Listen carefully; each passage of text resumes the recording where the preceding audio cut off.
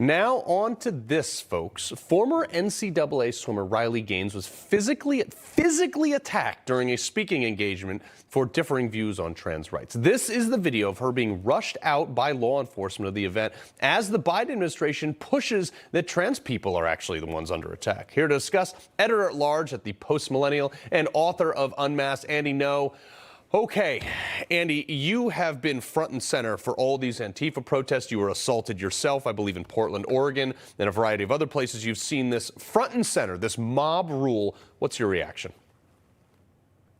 Well, I think they're escalating the violence because they can see that they're losing in a number of ways. We have witnessed a number of states pass legislation banning the medical transitioning of minors.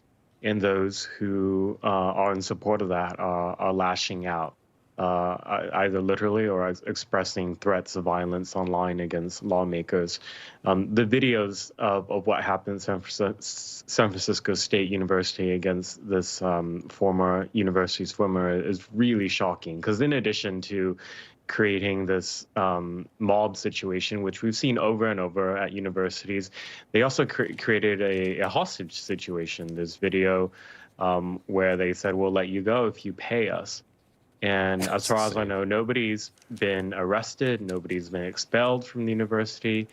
So this is kind of, I mean, this is the response you can expect from people who are violent extremists. They're radicalized. This is their grievance narrative. This is why we're told day in and day out the lie that they're victims of a trans genocide. There is no trans genocide. None. There's not. In fact, as we saw in Tennessee, it's the actual opposite of that. But, you know, Andy, this is something, though, that the White House, even Karine Jean-Pierre, has come out and said somehow your level of outrage as a trans person dictates your level of justification. How can we live in a society with these types of anarchists? Well, you know, just years before, whenever there were any jihadist attacks in the West, we would see the response from the liberal establishment in many Muslim advocacy groups was essentially to victim blame and to provide some type of justification for the extremists who carried out the attacks. I think this is something very similar here. We have many people in the liberal establishment who I think have a hatred for their own fellow citizens and have some type of sympathy with those who are attacking us. Yeah, no, it's horrible. I want to talk about Bud Light. Okay, this is something like, I mean, first off, wholly tone deaf. Who the heck do they think their base is? I mean, they have put a can out with Dylan Mulvaney, this dude who's pretending to be a girl, has like celebrating 1 year of trying to be a girl.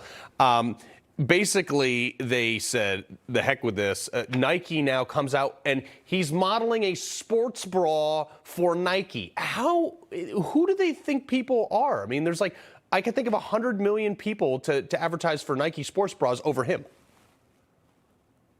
Well, I think Dylan is a questionable choice for a marketing person, brand-wise.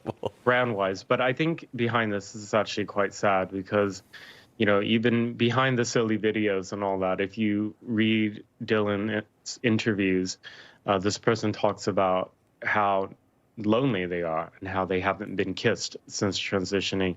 They haven't received messages of romantic interest since transitioning.